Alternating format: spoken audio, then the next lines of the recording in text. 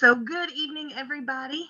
Thanks for joining us. We hope you are enjoying some of the great presentations at the 2021 NASW West Virginia Conference so far. I don't know a lot of other professions where this many people would willingly give up their Friday night to learn some extra stuff. So, it's great to see everybody here. My name is Carrie Steele. I will be moderating this evening. I'm a happy volunteer with the NASW and a very proud professor at West Virginia State University. And so I'll be monitoring chats. I think you know the way this works now. Please stay muted until the end for some Q&As. Chat any questions that you have. I'll do my best to keep up with those. And now I will turn it over and introduce Peter Callahan. Our colleague Peter is an MSW and LICSW. He is the executive director at Callahan Counseling Services in Martinsburg, West Virginia. Oh, thank you. Hello, all. Last session of the day, this is wonderful. So I appreciate it. It seems like there's a lot of people coming in, and I can appreciate that. We've been at war for almost 20 years now. Direct war, and it's had its impact on a lot of veterans and a lot of families. And sometimes they take that home with them. There has to be some resources that are available to them. We know that the vet center, the VA center, has had its problems in the last couple of years, and they seem to have worked through a lot of that. But again, we can talk about the stigma of being the vet and coming home with mental health issues, and we can talk, where they go in, full of vim and vigor and ready to take on the world, and then reality sets in for them, and it's hard on the system. I had the pleasure of serving in the Army,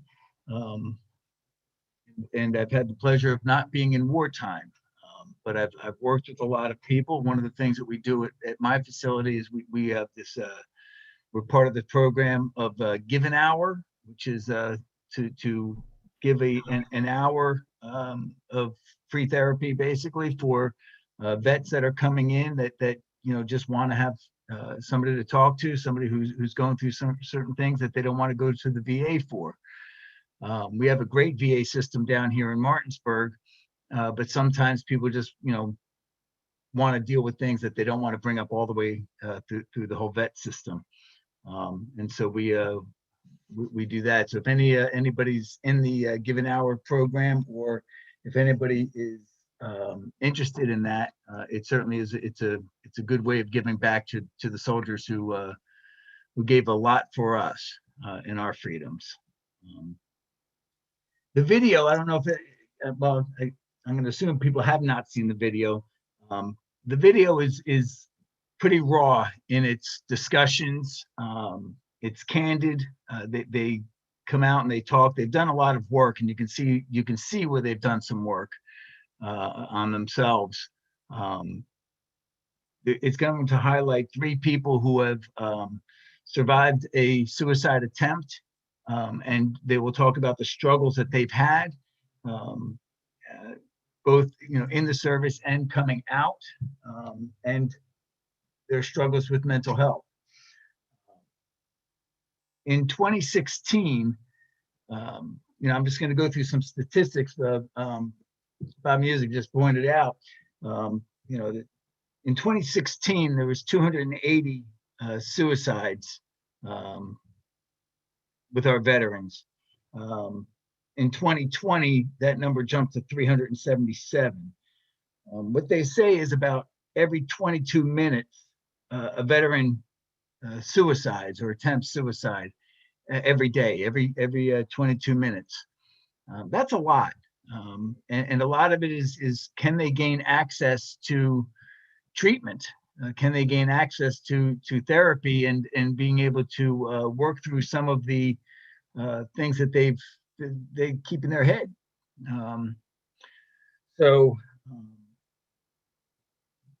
I just wanted to kind of give some statistics, some minor statistics about that, and just give some background to the video before we start. The video is about an hour. This is a 2-hour session, so we want to also obviously open it up to questions and discussion, I guess, at the end of this. Does anybody have any questions before we get started? Questions, comments?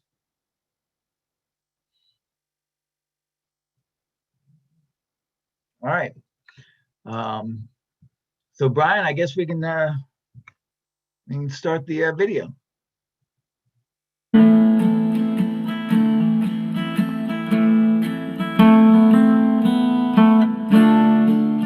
Hello, my name is Mark Combs, and I am a West Virginia disabled veteran. In our country and in our state, we have a very serious problem. We've all heard the phrase 22 a day, but what does it mean? It means that as a nation, we are losing 22 veterans every day. That's nearly 1 an hour.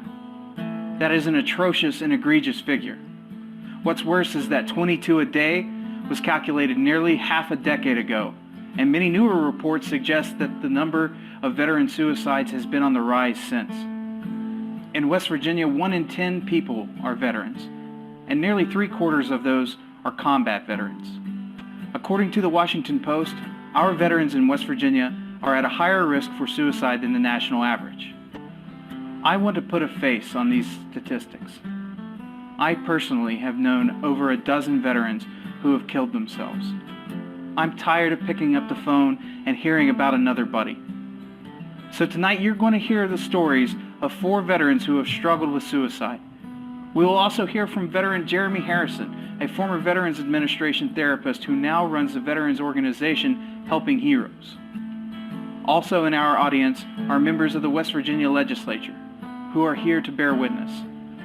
Delegate Barbara Evans Fleischauer serves the 51st District and is from Monongalia County. Delegate Amy Summers serves the 49th District and is from Taylor County. Senator Dave Seipold serves the 14th District and is from Preston County. And Senator Bob Beach serves the 13th District and is from Monongalia County. Thank you all for coming tonight. Our first guest that we will be talking to tonight is United States Marine Corporal Christopher Morris, who was wounded in action October 8, 2009 in the Helmand province in Afghanistan. He is pursuing a career in the military psychology field, a program recently started at West Virginia University. Hey, Ben. What's going on, brother? Thanks for coming. Yes, sir. So, why don't you just tell us your name, tell us a little bit about yourself. Corporal Christopher Morris. I was United States Marine Corps. Deployed to Afghanistan May of 2009. Basically what I did was QRF, which is Quick Reaction Force, but I was recovery specialist. So for the whole AO, which is area operation, ours was all of Helmand province. So if somebody got blown up, we were the ones that went out to go get them. So essentially it's just rolling into a minefield every day. Sure. Made it all the way. I had 4 days left of missions. And we hit an IED and got a free helicopter ride from the Army. I don't remember. It's not the best time to be in a helicopter, huh? I always wanted to, be in a Black Hawk helicopter because, I'm a big fan of Black Hawk Down. I love the Army. My whole family's Army. I was the first Marine. It's just, I wish I could have remembered it. Yeah. So what happened? Is it IED or? Yeah, it was a pressure plate IED. Went up underneath my butt. Got a TBI. Head and neck, twisted around. This shoulder went where this shoulder was. It was a pretty entertaining experience. Went out with a bang. Yeah. So the Marine Corps retired you out? Yeah, I got retired. I spent almost 2 years at Wounded Warrior Battalion East on Camp Lejeune. They saved my life. I can't speak any higher of them. The part of my TBI, my hypothalamus got damaged, so I couldn't eat. So I got down to 134 pounds, didn't eat for 4 months, still couldn't eat. Would have to give myself IVs every day just to save myself a trip to the hospital. They put me in the hospital for a month. Still had trouble to this day, but I can eat. Yeah, so. Shoot, man, you're a big guy, 130 pounds. That's yeah. You're skin and bones. Yeah, it was pretty bad. Yeah. So I lived off a Slim Fast for about a year. Yeah. So 500 calories per 12-ounce serving. So I mean, like, how long has it taken you on your road to recovery? I mean, are you getting back close to being everything's kind of okay? Well, as okay as it can be now. It's been a long road. I got retired November 30, 2011. Started WVU the fall of 2012. The veteran organization,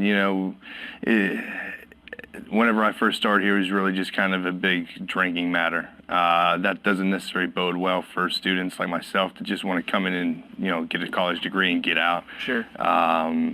Things started kind of going well there for a little while. Then my roommate committed suicide. Everybody always asked if he was a veteran. For me, suicide, whether you're a veteran or not, it's still no bueno. And so having to deal with that, everything was perfectly fine with him. He didn't give no indicators. I mean, this is what I do, as military psych, veteran suicide awareness and things of that nature. He was extremely happy with the football game we were watching. The Eagles beat the Colts by a field goal with 3 seconds left. 10 minutes later, 9mm pop, went out. Kept him alive as long as I could. He was still alive when they were breathing, but he just basically went temple to temple with the 9mm, donated his organs. Which is a weird thing, because when we come home from deployment, those that get killed ahead of time, you come home, you go to the base movie theater, you have your little thing with the chaplain, you don't see their families, but whenever his mother's sitting there thanking you for at least doing what you did to keep them alive, start to breathe and stop the bleeding, treat for shock, everything that we're taught, it's weird when she's thanking you that, some little girl gets to see because of it, somebody got, part of his liver, so they got a liver transplant and things of that nature. It's just a really weird experience. So there was no prior indication? Absolutely nothing. Just out of nowhere? I didn't even see the suicide note until after they got him out. The cops ended up dusting, my fingerprints for the gun residue. I gave them, my clothes and things of that nature. And that's whenever they seen the suicide note. So. And how's that been for you since then? We've, all of us here, we've been in combat, and you see terrible things over there, but you don't necessarily expect to see that stuff here. Yeah, it definitely brought back a lot of bad memories. But again, suicide for me, my father committed suicide whenever I was 14. His twin brother, my uncle, hung himself. This would have been back May 19th of 2010. Again, like you said, you've lost about 12. That's probably about how many I've lost. I got 2 of their names right here on a tattoo. Our first, the WVU Veterans Golf Tournament, the first one was for my buddy Lutz. The second one was for my buddy Soltis. And so, it's just, it definitely brings back a whole lot of things whenever, you run out. And I'm not going to go into too much detail because I don't want the chance of his mom seeing it, and I don't give out details of that to, just for that reason. But it's brought back a lot of bad memories. Yeah. Do you ever go to the VA or deal with them at all? Yeah, I will. I will say the Clarksburg VA is better than the Pittsburgh VA. I do like them a little bit better, but me and the VA just don't kind of get along. There are a lot of really great people. They have the best of intentions, and it's not the problem that they don't mean well. They have the best intentions. It's just the system itself so flawed that they're so behind the curve that they just don't know how to deal with us, at least to the extreme of what I need. Basically what I tried doing was that whole Veterans Choice Plan that they're starting to come out with and everything. I tried this last year after my buddy ended up killing himself, and I tried to just get outside help, because what they were having me do was drive from Morgantown to Clarksburg just to telepsych with a lady that was here in Morgantown, then drive all the way back from Clarksburg back here to Morgantown. That seems to be like the run-of-the-mill kind of thing that we run into. Well, especially whenever I told them I need cognitive behavioral therapy. I need to be able to work through this stuff. This is kind of what I do. I can, I'm not self-analyzing, but I have a pretty good, idea of what it is. And I just wanted to talk to somebody face-to-face. I don't do well, on an iPad. So, yeah, I'd have to drive an hour just to see them for a half hour and just drive back. Wow. So I don't deal with them very much anymore. Right. So the vet center to me, the Morgantown Vet Center and Lisa down there, they've been a godsend. The day my roommate killed himself, I was there. I didn't have an appointment. I just called and said, I need to see you. And she saw me. Yeah. So, you lost your roommate. And you've probably known plenty of other veterans and stuff. I mean, why do you think that we're seeing, like, I mean, from your standpoint as a veteran, why do you think we're seeing these higher numbers? Because we're not getting the care that we're supposed to be getting when we come back. That's a big one, and the fact of having to deal with the VA. You know, it's more of a headache than anything. You know, me personally, all I want to do is just get better and just live a nice, calm little life, maybe out in the country a little bit, maybe raise a couple kids, have a couple, you know, have my service dog, and just live a happy life, and that's it. A lot of people, whenever they come back, I mean, you know, anybody that's been deployed knows you get these little classes when they come back, tell you don't beat your wife and, you know, don't hit your kids. But that's it. I mean, one day, you know, you're getting shot at or blown up in my case, and a couple of days later, like, hey, welcome home. Sure, yeah. You know, I mean, it's like, it's not like a switch you can just turn off. Right. You're not going to just immediately transition out of, you know, combat mode back into, you know, stateside mode. right. Other than feeling grass underneath your feet, which if you ever deployed, that is the greatest feeling. Oh yeah, everything's so green when you get back. It's amazing. I highly recommend it. But I mean, other than that, that's you know, I mean, that's the only sensory feel that you have because your mind's completely, you know, still back over there because you can't switch it off. Right. So, if you, so you said that you know, we're not getting the care that we need. What things do you think if you were to go to the VA, that they could offer for you, or some other veteran-focused health organization that they could offer to you or to me or to any of us that would be more helpful? I would just say just the adequate care for what the needs are. You know, me personally, I know that cognitive behavioral therapy, you know, would be what's best for me for the traumas that I've had to go through. I mean, it's just, you know, I watch enough Dr. Phil, you know, I know enough smart people on this, you know, on WVU's campus, you know, to, you know this. But not everybody needs that. I would just say, I mean, it's just being able to direct that veteran to, you know, what they need and be able to get it for them. You know, because, I mean, we're not asking for, you know, a whole lot. It's just the right care. You know, the right, I mean, just, it's, you know, it'd be like getting the right prescriptions. My goodness, I mean, at one point in time, I was on 19 different meds. You know, I mean, I'd have like 6 different med schedules every day just trying to keep track of that. It's hard enough to remember what I did in the morning, you know, having a TBI, let alone, you know, keep track of all the meds. Right. So. Yeah, I mean, that's got to be like, you know, just so much more on top of you, having that TBI from being blown up. Oh, yeah. Yeah, no short-term memory. Can't remember half the time if I ate, you know, in the morning, or got in trouble with my old unit back at Camp Lejeune because I couldn't remember whether or not I was at formation in the morning. So they're like, "You were UA?" I don't know if I was. So the TBIs, like, a lot of people don't. I mean, we know more about them because of you know, because people getting blown up and things now in the war. How severe was yours? Mine was actually, well, I would consider mine mild. Again, I was at Wounded Warrior Battalion. I'm pretty proficient with the guys that have a lot worse off than what I do.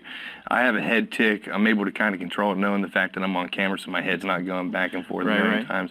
But I see the guys, you know, I had a hard time walking, you know, there for a while. My balance has gotten better. You know, I'll still fall over, you know, if it's nighttime and I can't see and I'm trying to walk.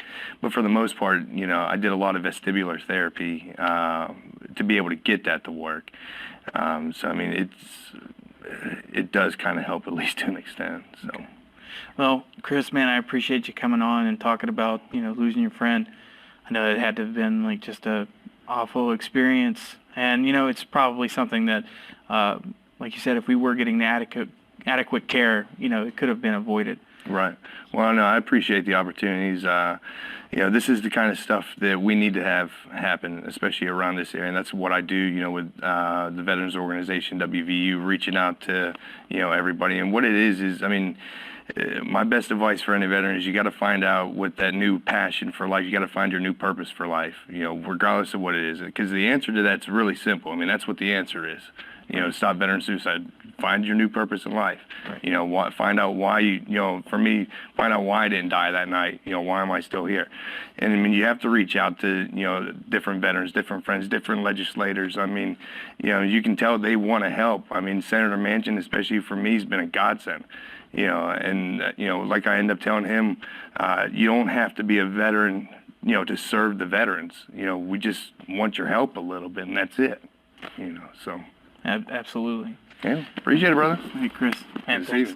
You got it. Our next guest is Damian Gabus. He served in the Army as an infantryman and deployed to Afghanistan from 2012 to 2013. Damian is a psychology major and hopes to get his master's in social work. Good to see you, brother. That's it. So I got a fellow infantryman here with me. Why would you do any other job? Yeah. So, I mean, tell us about Afghanistan. Tell us about your service. Well, I did kind of took a roundabout path to the Army. I went to college here, kind of sleptwalked my way through an English degree, graduated in 2009, and then I enlisted like an idiot. And I should have gone to OCS, but I enlisted, picked 11 Bravo, said I'll run toward the bullets, and I was stationed at Fort Stewart, lived in Savannah, which is a great town. Anybody wants to go? And we deployed. Our whole battalion deployed with third Special Forces Group as uplift squads in village stability operations, which means basically a dream deployment for any regular Army. Sure. Like each squad, we got to live and work with an SF team, which the best that we have. Oh, yeah. And I wore civilians like half my deployment. Wow. Just calling E7s, hey man, when, you know, no, and, you know, didn't shave.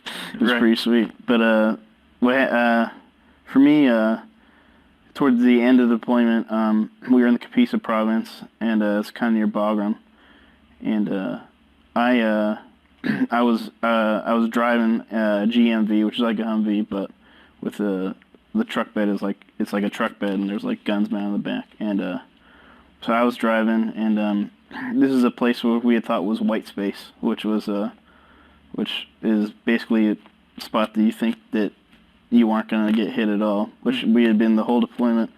We hadn't been hit there ever. It was on a blacktop, like a regular road like you see in Morgantown. And this white Corolla comes up around the bend, and I think, like, this guy's going to friggin' hit me. And we're driving in the middle of the road, which is what you're supposed to do. And then I think he hits me, and then all of a sudden it's like, oh, he hit me. And then like, I'm on fire. and like, I was John Wayne in it. I had my helmet unbuckled, and helmet blew off. My eyeglasses on, they blew apart, and my hair was burning. I like stuck my hands in my face, and I felt like this is it. Like, this is where it goes down. Yeah. So, and I thought of my wife at the time, and I mean, it was in an instant, and I put my face up like this, and the only scar I had from that is right here. A little shrapnel got me, but I got burned pretty bad. But they scraped it. They had dermabrasion and scraped it off. You know, almost wish they would have left it because I have to tell people all about it. I have no scars to prove it. No, not really. Well, I mean, it's an amazing thing to go through to survive. Oh, yeah. You know, I mean, probably one of the biggest, most impactful events of your life. I mean, how can you not identify with that after that? Oh, yeah. And, I mean, like, that's... And I embraced it for a while, but then I couldn't find any other meaning in my life. And other people, you know, family, friends, I mean, they were saying, like, oh, look, it's a miracle, you know, like, you survived. Like, everybody in the truck survived somehow. There's shrapnel all in the truck from that Corolla, but none of it hit anybody. Like pieces are like this big, nothing got anybody. And I was thinking, like, you gotta be kidding me, like, miracle, like there's 2 guys from my company that died in that deployment, like, is that Sergeant Shad, and then Sergeant Rick Shad, and Sergeant Whitman. Sergeant Whitman was the first casualty of 2013, and Sergeant Shad died in died in March of 2013. They were at different sites in different provinces because our whole company was split up. But yeah, it's guys I knew that, I mean, where was their miracle? You know what I mean? Sure. So you get back. How long were you in the Army after your deployment? About a year. Yeah. Yeah. I was still dealing with some TBI issues, so I was put in the training room, which was kind of like an office job. But I had an English degree. I had a degree, and I was there like first sergeant was like, "Okay, let's go do that." I'm like, okay. Yeah. So I ran the training room for a little bit, but after a while, I was having issues at home. You know, like when you leave, excuse me, we were already, my wife and I at the time were already having issues, and you think that like this is gonna be fine when we get back. You know, you get back and your intimacy is up, but then you get back and it's like after a while, it goes back to all the stuff that was wrong is still wrong. Mm-hmm. But and it wasn't just that. I mean, I had been dealing with the VBID and all that stuff, and I thought like I just gone deeper and deeper into a hole, and I thought didn't tell anybody for a while, and then I thought like, well, I'll just go home on lunch. You know, no one's gonna notice me gone, no accountability, and I'll just go home and do what I gotta do, and that'll be it. And then I thought of my wife at the time, what it would be like if she found me, and so I texted my squad leader from Afghanistan, and I was like, Sergeant Swarner, like I gotta do something about this, like, or I'm gonna go home and I'm not gonna be here anymore. Have you had any issues like since you've gotten back? Coming back home was hard because I'd walk in the grocery store and I'd be like, I don't care about any of these people. They don't know who I am. They certainly don't know like what the third world is like. I mean, Afghanistan is the third world, qualifies as third world. Mm-hmm.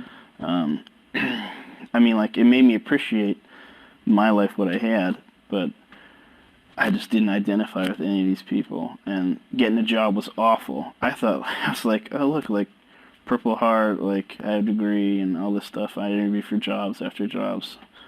Like, no, we got better qualified people. I mean, I ended up working at Sam's Club, pushing carts. Like, I mean, it was a paycheck. You know, I was living at home, so I didn't have to pay rent, but like, it was only because, like, I only got the job because the Walmart Corporation guaranteed veterans jobs like 18 months out of. So, I mean, I was working like part-time minimum wage job. Right. And I eventually ended in oil and gas, which was a nice paycheck, but not what I wanted to do, but I eventually got my feet under me. Yeah. So I just want to go back to, where you were at when you were going to attempt suicide. What was kind of going on, like your day-to-day things? You said you were having some spousal issues. Like, is there anything else? Well, day-to-day, I guess I was like sleepwalking through, show up to formation. I wasn't doing much PT because I still had some TBI stuff going on, but I couldn't find anything meaningful, nothing beside, like everyone else was gearing up for whatever the range or something, and I was like still stuck in Afghanistan, I guess. Yeah, just kind of like wading through mud. Mm-hmm. Yeah, yep, exactly. And I mean, my ex-wife Sarah, she was as supportive as she could have been, mm-hmm. But it just, the tension that was there was still there. As much as she didn't want to see me hurt or whatever, she couldn't bring herself down with it, Sure, so, yeah. So, I was withdrawn and very, I guess, guarded is the term. Not very open with anything and would let stuff blow up and not talk about it. And that probably what led me eventually to just everything, not just one single stressor, but they all just kind of led the culmination to. Yeah, and I assume you were a lot like me and some of the other guys I've known that you could see those warning signs that they had been telling us about, like, you know, being short-tempered and just feeling stressed out and pulled in 100 different directions, but not going anywhere. You know, you didn't want to go and talk to anybody before, like, as it was mounting up, or it's just... I was nervous probably about it. I was more nervous to talk to somebody. Yeah, because of that stigma. Mm-hmm. Yeah. Yeah. But just not seeking that. The whole thing is that, you know, like, there's such a big campaign, you know, like, you know, we have to stop suicide, but no one wants to, that culture, the warrior culture, you don't admit that kind of thing. Right. I guess when you think about 22 a day, I think that the ideology might be just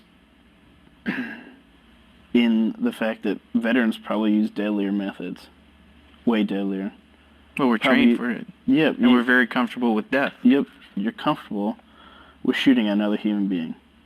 So what's the difference between yourself? You're comfortable with a weapon. You probably have a few personally owned weapons yourself. So how easy is it to go in your gun safe? It's too easy. What are some things that could be put in place to help us out in a better way? Because obviously what we're doing right now isn't working. What we could do, I guess, I mean, I looked to what, you know, World War II veterans, they saw some ish. And they, like, way worse stuff than we'll ever see. The Global War and Terror veteran, I mean, maybe not, whatever, it's all relative. But when they came back, there was no reintegration. They came back on a boat. It took like a month to get home. And you know what they did? They bullshit. Sorry, they...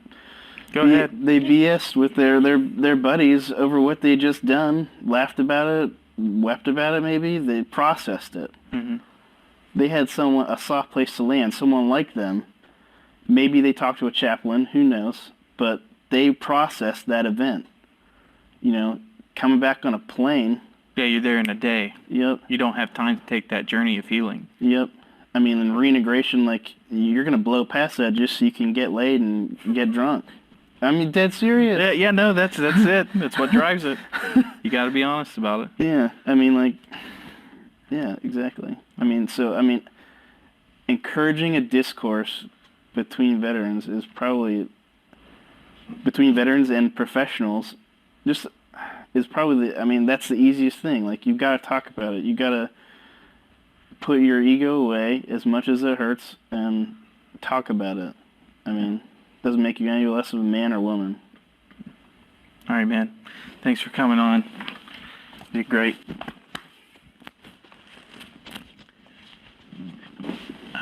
Our next guest is Sarah Leifheit. She is from Wheeling, West Virginia, and was a sergeant in the United States Army. During her 12 years of service, she deployed twice, once in Afghanistan and once in Iraq. Sarah completed her Bachelor of Arts in Psychology from West Virginia University and is currently completing her Master's in Clinical Social Work from Boston University. Hey, girl.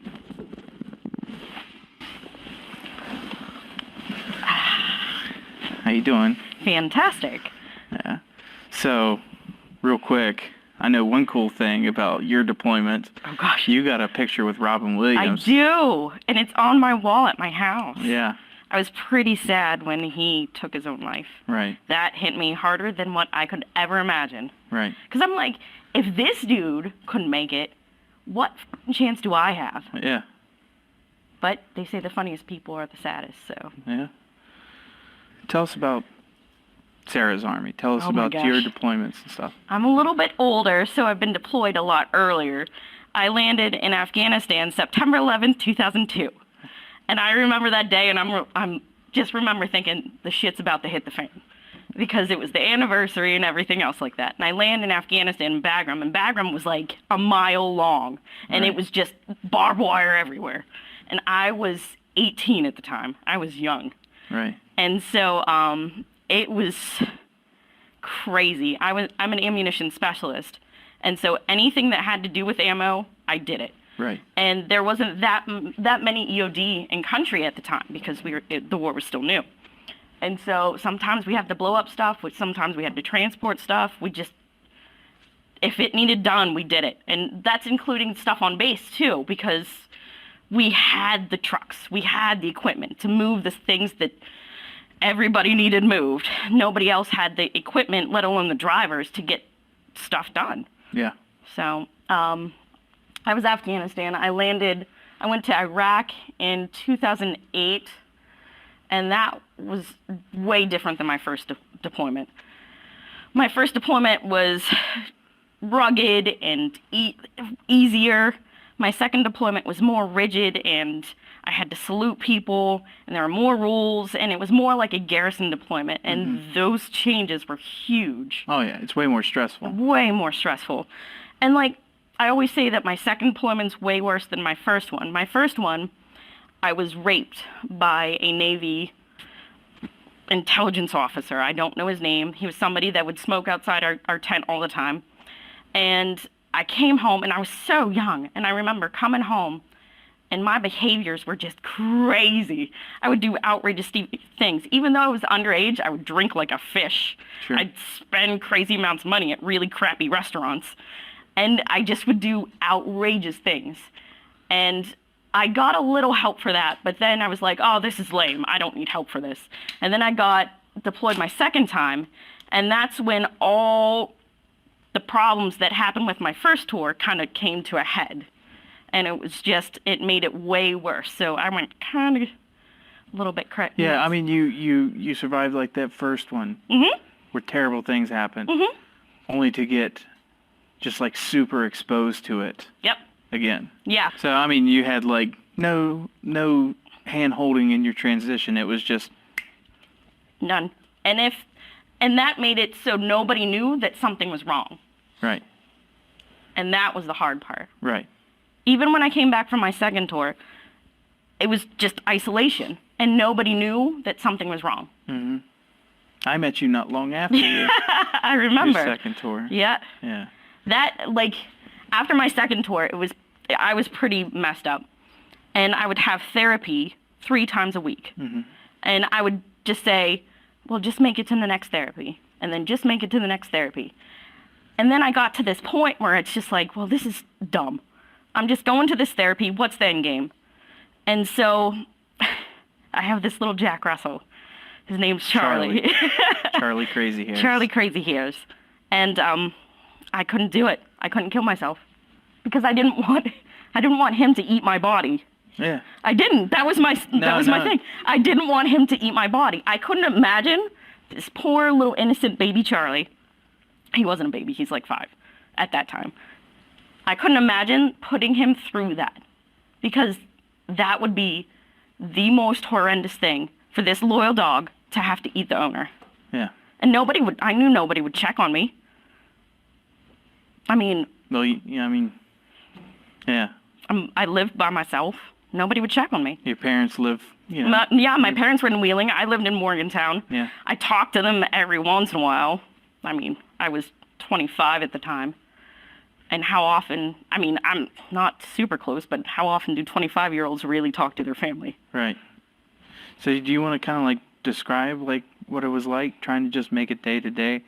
I mean, that's no way to live. Oh, it was horrible. There was times where I didn't even get off the couch. I remember when I got my cable turned on at my apartment, I was just like, yes, I have something to do. Because I had cable and internet. So that was 2 other things. So I have Charlie, cable, and internet. Right. That's 3 things on my side. Yeah. And that was just enough motivation to at least make it to the beginning of the school year. Yeah. And I knew that I had to do something. Yeah. Either suicide or get better. Right. It came to that climax, that pinnacle point. And like that's a brutal point to be at. Oh, It's yeah. on or off. Yep. Like a light switch. It's do or die. Every time I talk about it, more and more female vets come up to me and like, oh, I experienced the same thing. I experienced the same thing. Yeah. And it just amazes me how many females have experienced this, and yet nobody's talking about it. Yeah. No, it's as big an epidemic as this. Because I felt crazy for a really long time. Like, oh, it's just me. Oh, I'm being a sensitive female. And I can joke with the best of them. I can tell jokes all day. And that's what she said jokes. Yeah. But to realize that this many females are going through it, and it's not just a sensitive female thing, but it's for reals. And it happens to men too. And this is something that we really need to get to light. There is nothing wrong with the victims of sexual assault or sexual harassment.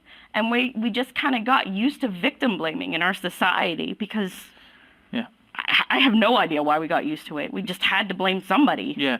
Now, like a lot of our veterans that are attempting suicide are female veterans. Yep. Just, would you think that like a lot of that stems from the military sexual trauma? Oh yeah. Because there is this pressure to do things and this pressure to provide certain favors for people in order to get that promotion or in order to get not put on detail again. Right. I can't tell you how many times I got put on guard duty because they didn't want me around. They moved my job several times because they didn't want me around because I wouldn't sleep with them. Right. And it's hard. And once you come to that point where you realize it, like, hey, I'm not banging them and that's why I'm getting treated like this. That doesn't make sense. We're cool back home. Why aren't we cool here? But I mean, I don't know the solution to that. Yeah. It takes a lot brighter minds than mine. Right. What would you say to a female in the military or a female veteran that was? You're not alone. You're not alone. You're not crazy. You don't have to do this alone. Just get help. Nobody's going to judge you. Period. You don't have to be judged. You don't have to judge yourself. You can grow from it. Right. Now, what would you like if you had you have the stand right now? You're at the podium. What would you say to the civilians who've never went into the military, who are they're struggling to understand us? I mean, they want to help us. Yeah. But what would you say to them about everything that we've talked about, the military sexual trauma, the suicide problem? I think that it's a problem that we as soldiers have a hard time understanding ourselves. And sometimes when you go to combat or you're in these situations where there's military sexual trauma, you just have to deal with it the best way you know how. Right. That's what we're doing. We're trying to deal with it and be okay the best way we know how. And sometimes it just takes that ear. Sometimes it just takes that shoulder. Sometimes it's just, hey, I'm here if you ever want to talk. It's taken me 14 years to tell my dad about my rape. My mom still doesn't know. She might know now. Mom, don't watch PBS. But even then, like, it's a platform that I can use to be like, this really happens. I'm a real person. I was a damn good soldier. Right. I was a freaking awesome sergeant. I took care of my troopies. But you don't have to be alone. And Right. just listen and be there. Sometimes the behaviors aren't necessarily a lash out on you. It's a symbol of a bigger problem. It's a product of a bigger problem. Right. Sometimes anger, there's something at the root of that. And the world is not a just place. Right. We grow up thinking, oh, bad things happen to bad people. That's not the case. Bad things happen to everybody. Bad things happen to everybody. It does not discriminate. Yeah. You're incredibly brave for getting up here and talking about that. But you know, this is the kind of thing that people need to hear because they don't. Nobody really ever hears this side of it. Yeah. I think because everybody loves and respects the veterans so much, we're just kind of exalted a little bit. Yeah. So we, sometimes we lose our humanity in the public's eye. Yeah.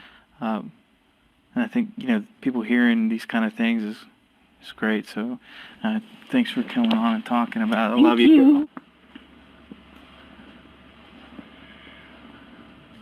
Our final guest is Jeremy Harrison, who served with the 459th Engineering Company during the initial invasion of Iraq. He worked for years as a therapist at the Veterans Administration. He and his wife founded Helping Heroes, a veteran family homeless shelter in Moundsville. Hey, Jeremy. Good to see you, man. Again. Been a couple months. It has. Yeah. I just want to say, before we get started, I'm sitting here listening to these stories, and I think the coolest thing out of what each one of them had to say is that right now they're all going to school to do something that's going to allow them to help other veterans. Absolutely. Social work, military psychology, my master's degree is in psychology or social work. I think that we need to find a mechanism that allows the veterans to better take care of one another. Sure. I don't know what that is. I have some ideas, but I'm not really sure how we can make that work, but that's what we need. We need, there are so many veterans that want to take care of each other. Right. And we need to find a mechanism for that to happen. Right. Well, I mean, I look at you guys, and I know when I first came back, going and trying to like talk to somebody, it was kind of difficult because I felt like nobody I would talk to would understand the things I had gone through. Yeah, I went to see multiple people at the VA and never really had the chance to talk to another veteran that was in like the position as a therapist or a counselor or whatever. So you want to kind of talk to us, tell us about your military experience and how you've transitioned. I'm not trying to speed you along or anything, but take us through from Iraq and all the way up to helping heroes. Yeah, I was deployed to Iraq in 2003. I was part of the invading force. Literally there when the president said go, and we went. It was kind of chaotic at first. It was like a mad rush to get to Baghdad for everybody. Right. And along the way, we literally got lost in the desert.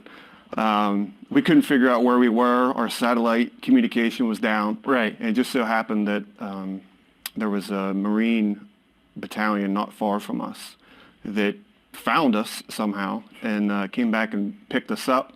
And that's who we ended up going into Baghdad with.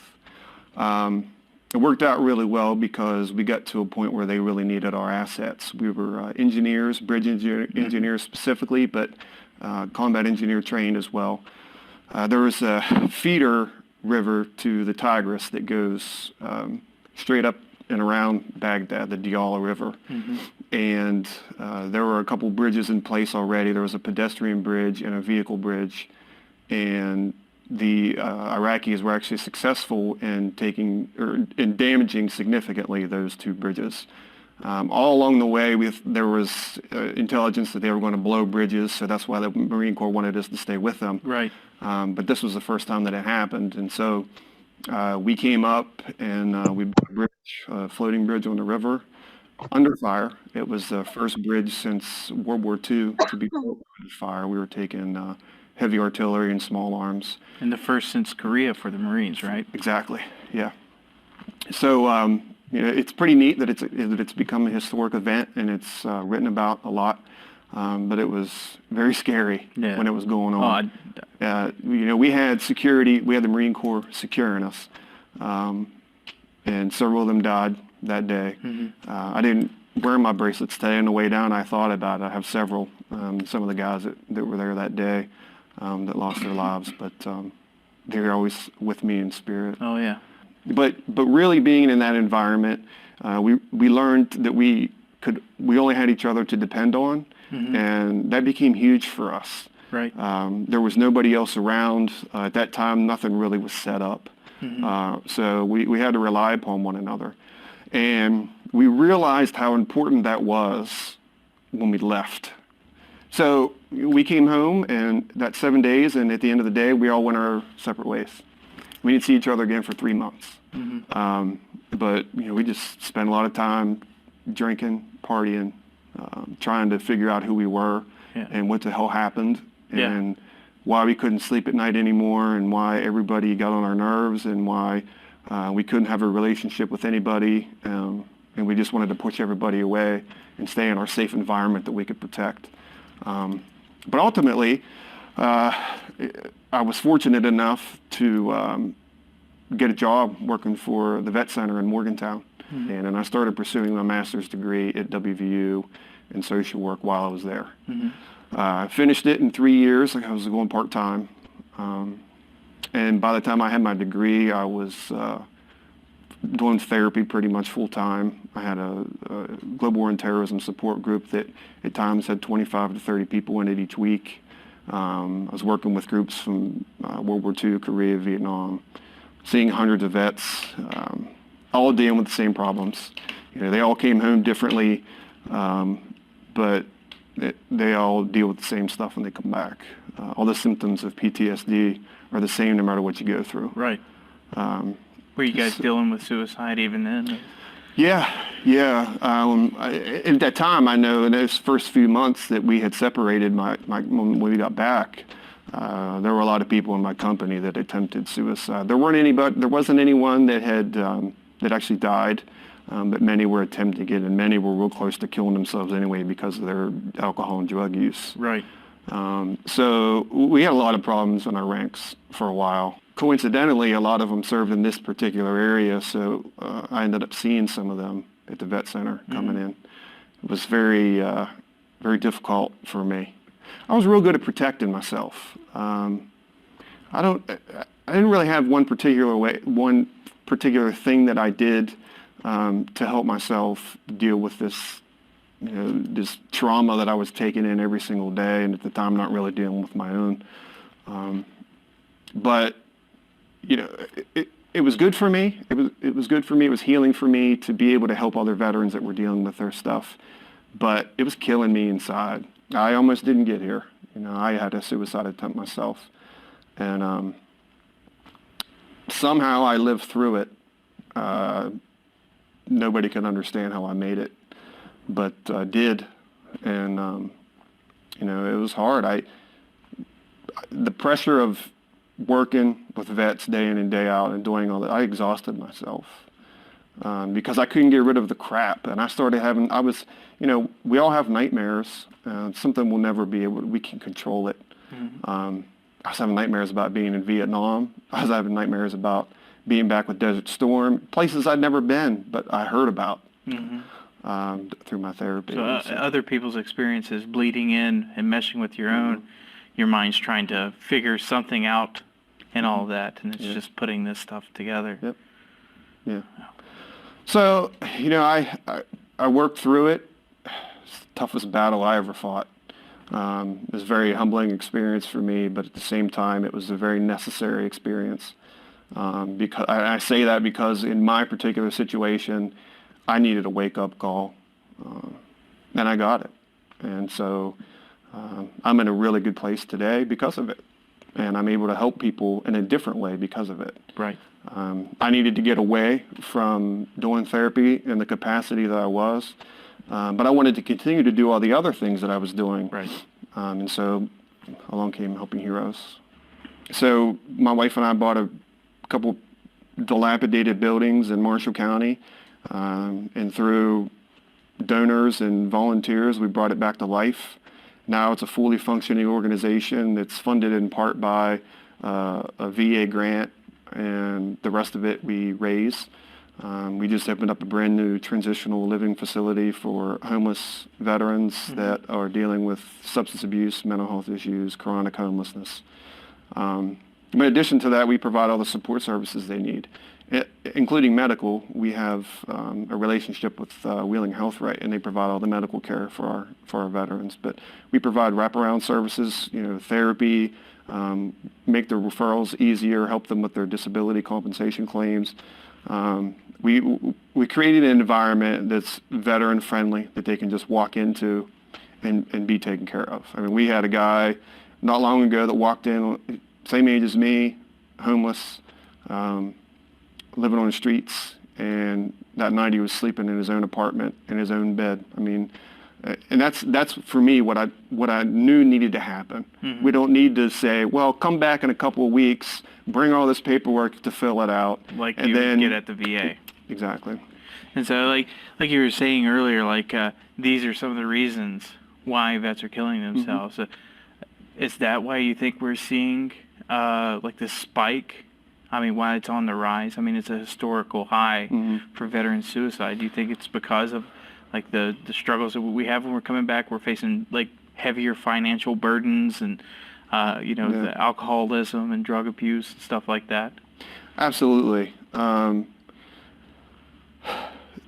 Men and women coming back from it. Chris mentioned it, Damien mentioned it. They were talking about in military, you have a purpose. There's no greater sense of purpose and self-pride than serving your country in a war. And when you don't have that anymore, you go from here serving your country to here trying to find a job, whether it be working in a fast food restaurant or working in some factory for minimum wage.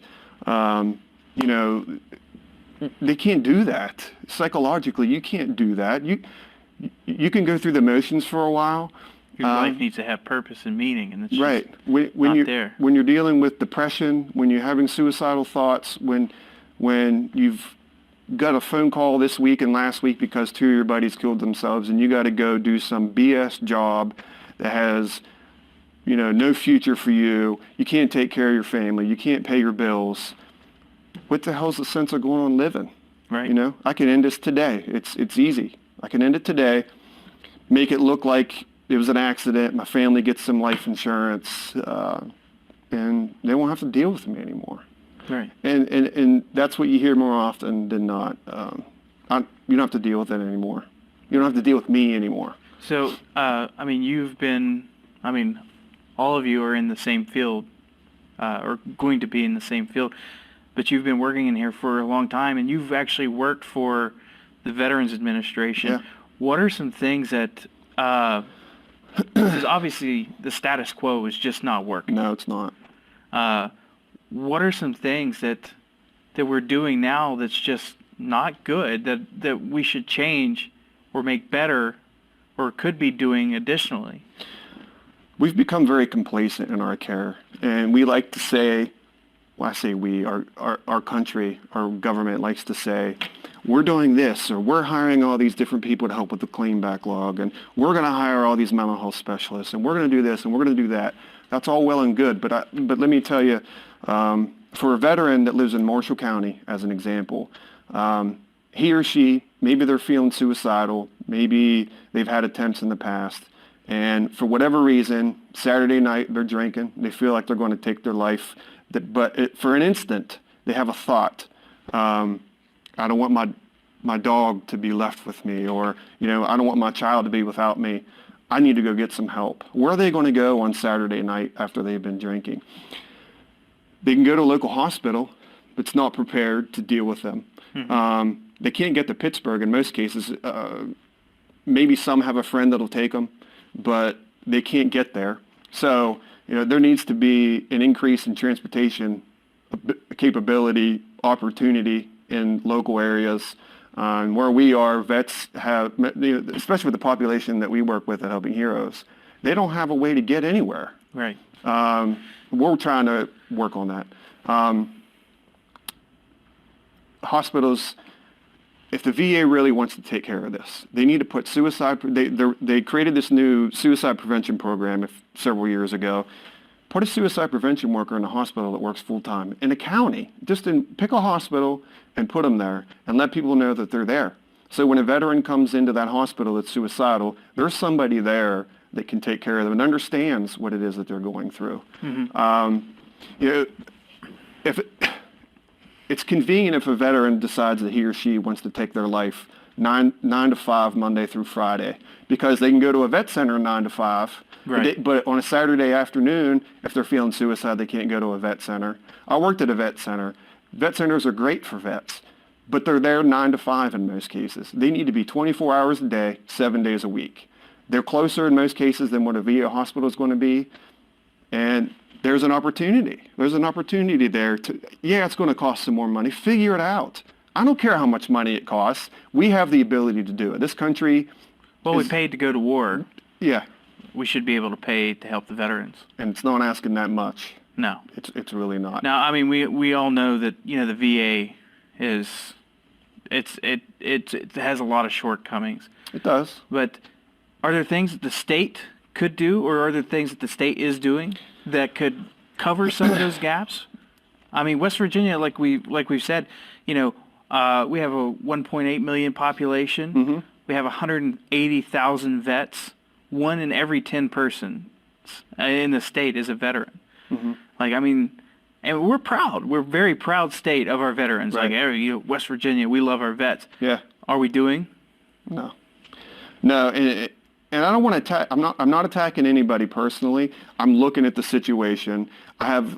We have a perspective that a lot of people don't. So we see things. This state, in terms of veteran care, stinks. It's one of the worst in the country. And I say this not just on a whim. I mean, I've looked at what the states do, what other states do for their veteran care. We have a Department of Veterans Assistance in this state that helps take care of the regional office where claims are done, and they have veteran representatives in each county. Those are state employees. But what are we really doing for them? What is it that the state is saying?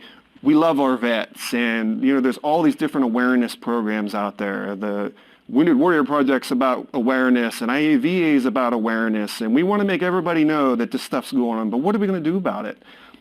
Figure out a way to make something work.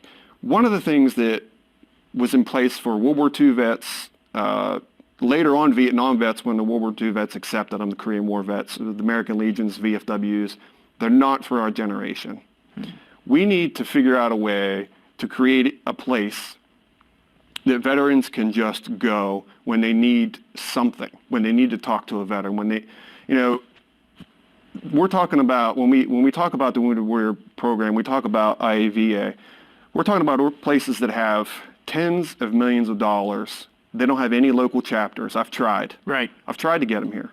Oh, you can't get Wounded Warrior to do it. No, or IAVA. You can't get them locally. No. And they do help people in some ways, but I've not seen it with the people I've worked with. Right. If I had their money, there would be a Helping Heroes organization in every county. And that's my objective eventually. We're moving. We're going to start getting some places in different areas because that's the kind of place we need. That's why I created it.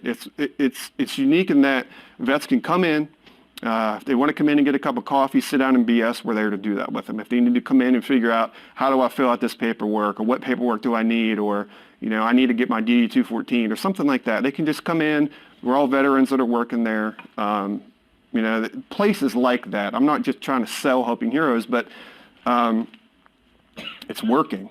Right. And we need to be around each other. We need to have opportunities like this. We need community. Yeah, and sit down with our veterans and talk to them. Right. If we line up state by state, or I should set a better way to say it, if we rank from top to bottom, West Virginia in terms of taking care of their vets is very close to the bottom, and it's really unfortunate.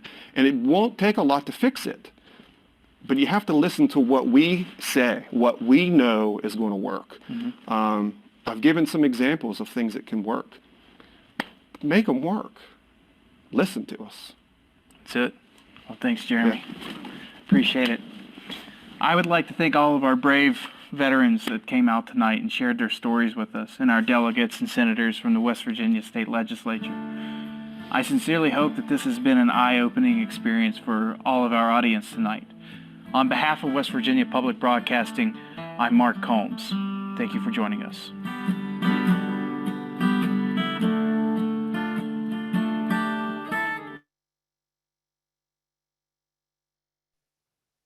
Okay, well, I appreciate everybody watching that. Let's open it up for some questions and comments.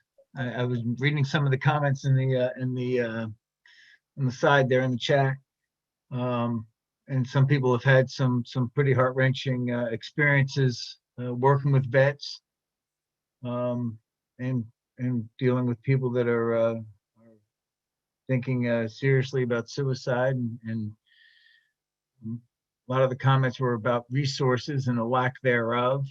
And certainly all of this is true. I mean, there's so many things that are needed. Where do you begin?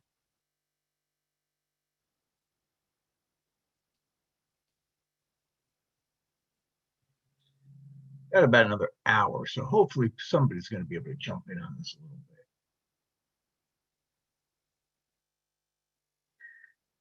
Some of the, when I first watched the video, and I was torn into a lot of different thoughts, and then watching it again before, prior to this presentation, and watching it again just now, their candor really gets to me, and how matter-of-factly they are about some of the thoughts and some of the things that they've experienced, that people in the civilian world just can't comprehend. And again, I was never in a war situation. So, there's that thought, there's that disconnect. But I have worked a lot with veterans, and I have worked a lot with veterans who have lost their purpose. They came in they were basically, they had their purpose. They were in there. They were fighting for a country. They were fighting for a belief. They were doing a mission, and they had purpose. And then, they just, purpose ended, either by a road explosion or some other type of tragedy or some other type of an event. And one of the things that really hits me is the one guy talking about how the people that were coming home naturally after their mission had time to process it, where those that got hurt were flown back, and so they went from a traumatic war experience to being home and in the safety of their being in the safety of their country, and so they didn't have time to process that, and then discharged from the hospital and discharged from the service, and they took away their purpose, and they ended up getting part-time jobs at Walmart, which great, Walmart can offer them that, but they need more. And I'm not just saying that in the sense that we need to do something about giving them more, but just for their mental health, they need more. They need more to be able to figure out what their purpose is. And in each one of the people that we saw in the video, you notice they were going back into the helping field, and that was their purpose, just like all of our purposes, social workers, licensed BLCs, addiction counselors. I mean, we find purpose in helping others. And that's kind of what they're looking for.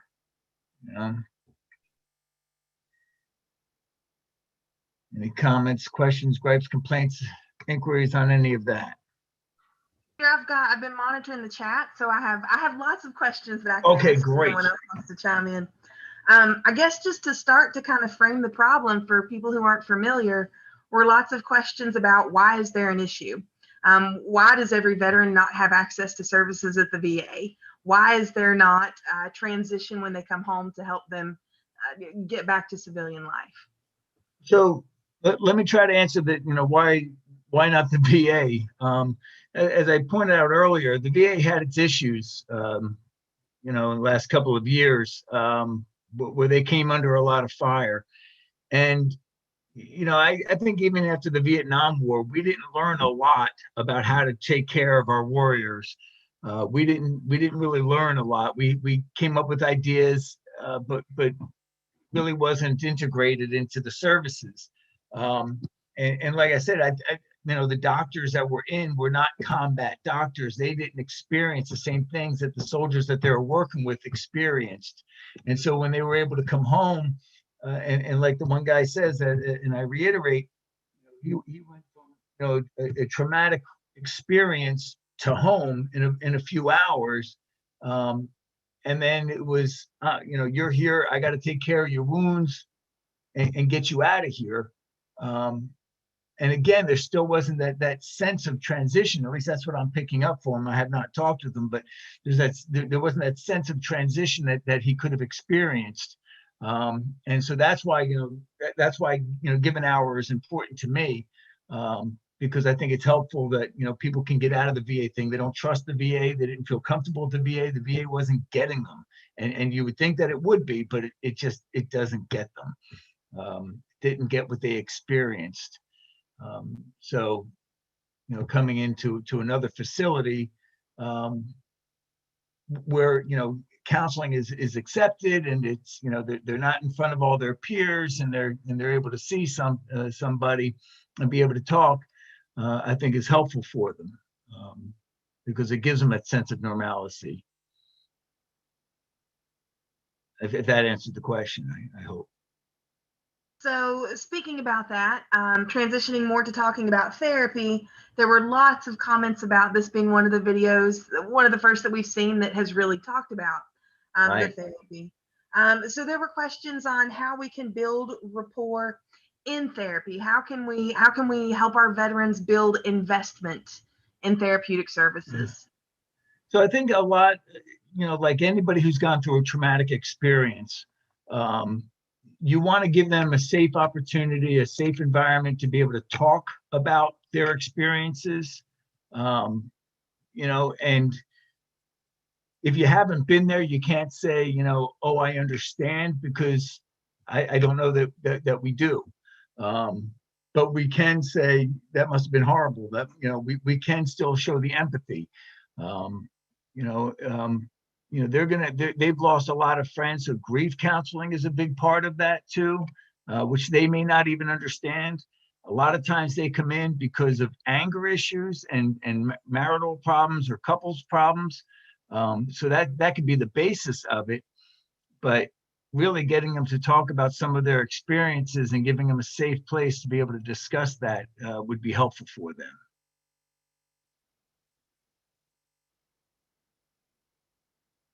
So along those same lines, I think one of the biggest reactions to the video came about with a veteran who was very open in speaking about her sexual assault.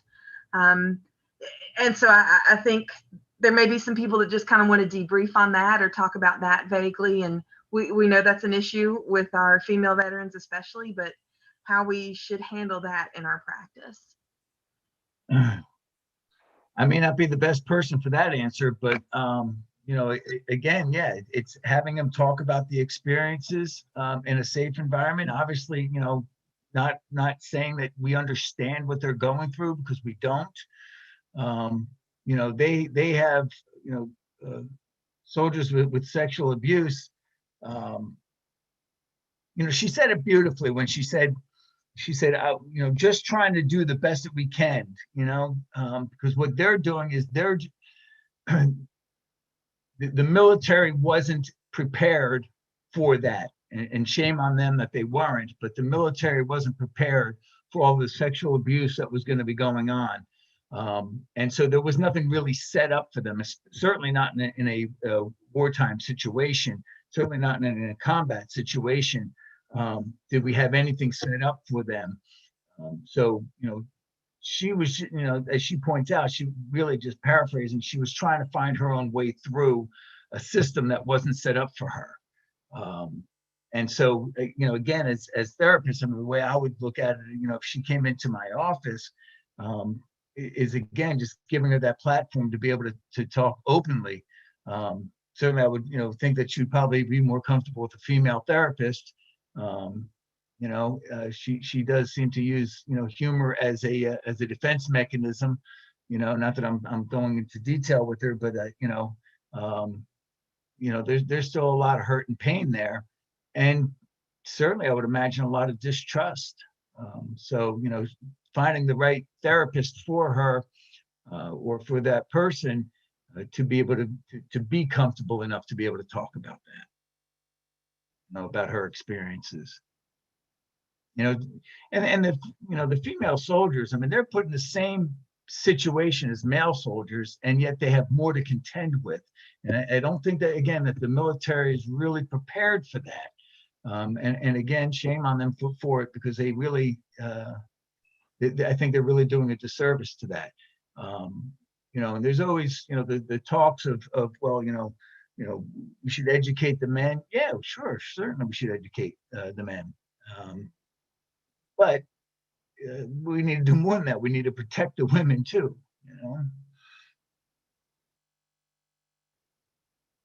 A question that I'm kind of putting together, this wasn't in the chat, but reading through these, there seems to be kind of two different stories that are emerging. There are those of us who are seeing veterans in practice, and there are those of us who are dealing with veterans who are family members. Hey, do you want to order pizza? Or are you cooking something? I do. I think everybody now wants pizza. For us to take home with us to our practice, how do we separate that? I assume that, boundaries are up. We shouldn't be therapizing our family members, but we absolutely want to help and know that there's some trauma there. So can you kind of help us walk through how we deal with family members versus what we do in practice? So you never take your work home, right? And that's hard for us as a field, because we want to, we feel we have the skills that we can help other people at home, but we really shouldn't. I mean, we should know our boundaries on that, like you pointed out, Carrie. Absolutely. And the only thing we could say is, look, as a professional, I recognize that you're going through something that you probably need professional help for. And just make it, comfortable for them to be able to access those services, and try to, figure out how they can access those services.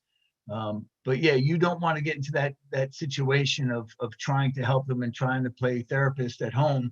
Can't even explain the ethics part of it, but, certainly the, just the boundary part and the help for them. They need to be able to find somebody who's not their family members to be able to process a lot of the situation. People at home, I mean, they have opinions, and so when anger, which is one of the common symptoms of PTSD and all of that, is when they start being angry, and the family members, take a side automatically. So they're not the ones to be able to hit to help that person at that time. I'm looking at the thing I was reading. So again, what I think we should do is encourage them to seek help.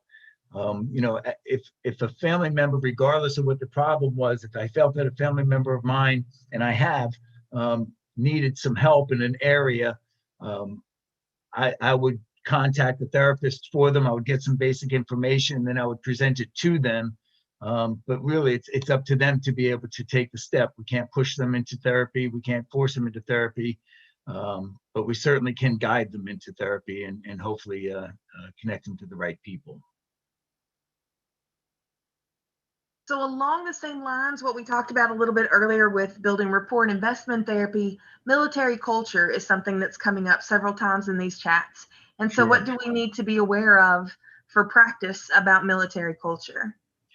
Well, the military culture is, look, we send them over there to protect us. I mean, that's right. I mean, we're saying, look, you are the top of and the best that we have.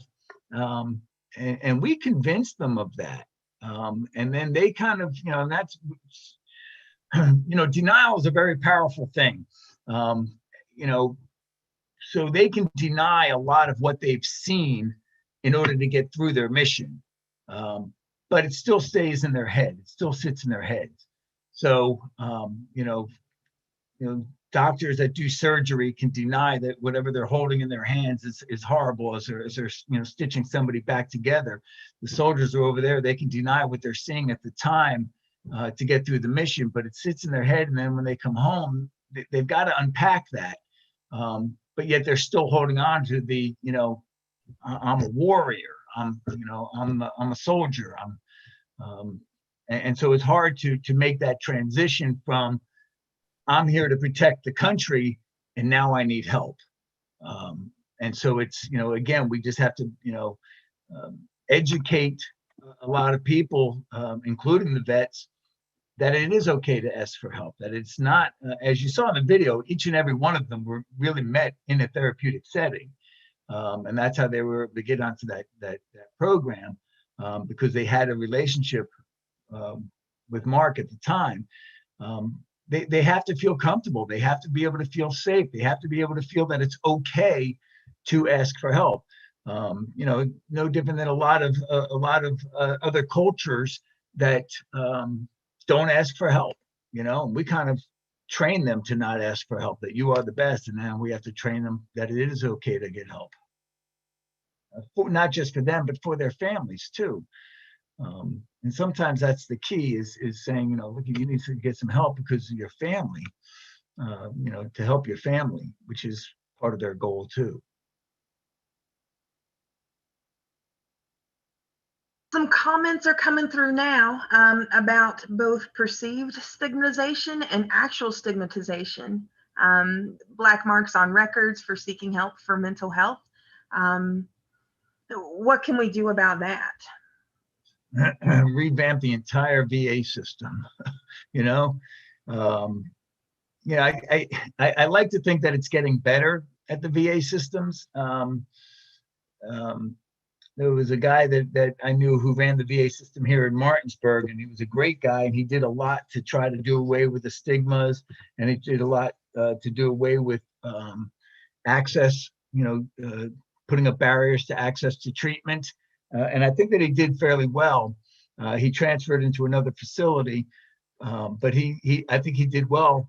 But I still think that the VA system is just not really, it's a hospital and it's designed to help people, and that's great, but it's not designed to identify other problems. And we have programs, and then we have the PTSD program in Martinsburg, we have the homeless program in Martinsburg, we have the substance abuse program in Martinsburg. But a lot of times they're not working on all of those things at one time. They're saying, this is what you're going to do here, and then we'll transfer you to this program and transfer you to that program. It's not a holistic approach to everything. And so, the perceived stigmas versus the real stigmas. Yeah. Anytime somebody says you need help, that's something that people think about. But when we're talking about, access to treatment, there's still that stigma too. I mean, people say it, but then they don't mean, I golf, and I'm a horrible golfer, horrible golfer. But everybody keeps saying, no, it's about having fun. It's about having fun. That's all you have to do is about having fun. And these people are liars, because I'll tell you, every time I make a bad shot, which is all the time, they say that was a horrible shot. And they let me know that. So now I'm fearful of going golfing with these people, right? And that's, it's kind of the same thing. It's like, people are saying, yeah, they have the programs. Yeah, they're saying that there's not a problem to access these programs, but I don't really believe that. So I think that that's kind of what they're going through. One more question from me, and then I'll be quiet and let some other folks ask. But the video, the video was talked about a lot. Very powerful, very moving. It should be shown in class. It should be shown in trainings. Is this accessible to everyone outside of this session, the video? Absolutely. It's on PBS. It's a PBS video. You can just go to PBS. You can put into the search thing of still taking casualties, and it'll pop right up. It's on PBS. Doing anything, yeah. It is a good video. He does a really good job of, again, making the people feel comfortable, acknowledging them. There is some connection that they've had prior to, but they still had to have that connection. And you saw that it didn't happen overnight. It took a long time. So when we're talking about whether we're making progress with them, sometimes the progress is slow. And again, working with them, it's really finding their purpose for them. But the progress is slow. And I had seen that somebody had placed in the comments earlier that they were working with somebody who ended up successfully suiciding. And it's not about failing. She said, I think that I failed that person. It's not about failing. It's their scars were deep.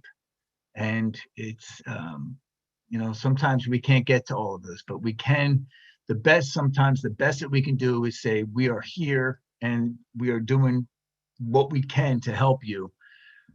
They still have to access that. There is some responsibility on their part to be able to access that. I run a lot of substance abuse programs here, and a lot of it is, people, you're hearing about them relapsing and dying, and it's like, well, they didn't come to group, and I can't do anything unless they come.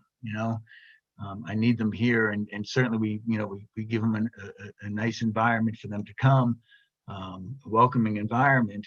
but sometimes that's not enough for them. They need to find what their purpose is, and so we work on that. So it's not, it's the same with the vets. It's finding the purpose, working with them, and sometimes they don't see it, even if you can spell it out for them, sometimes they process it differently, and so we just have to keep doing it until we can.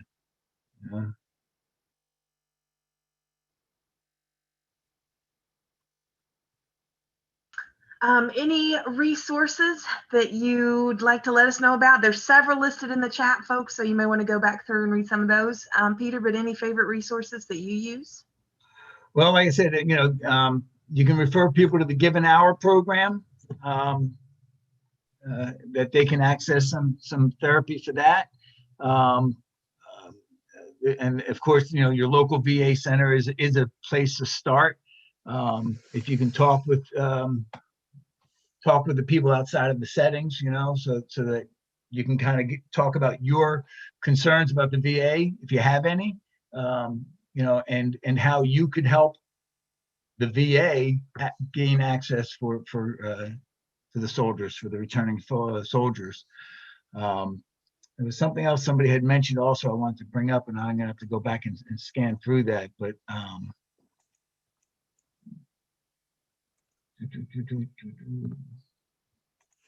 somebody brought up something about the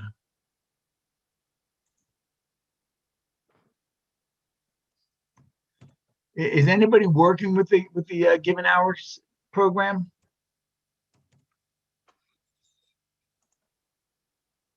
You can unmute and talk about it if you do. Have you heard about it?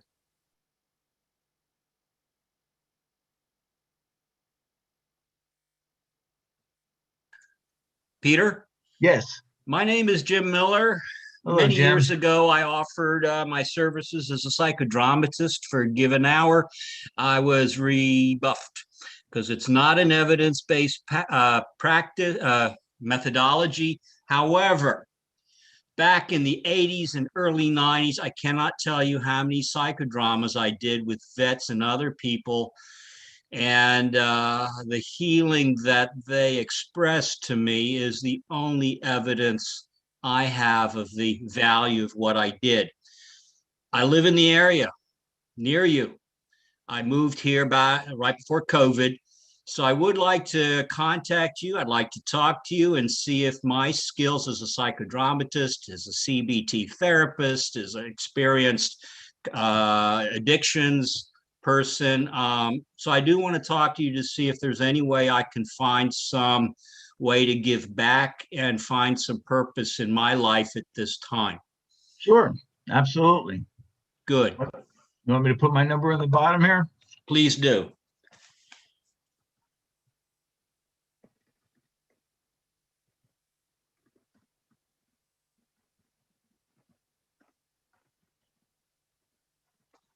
Anybody else have any experience with Given Hour or military services? Okay, I worked. Okay. Here we are.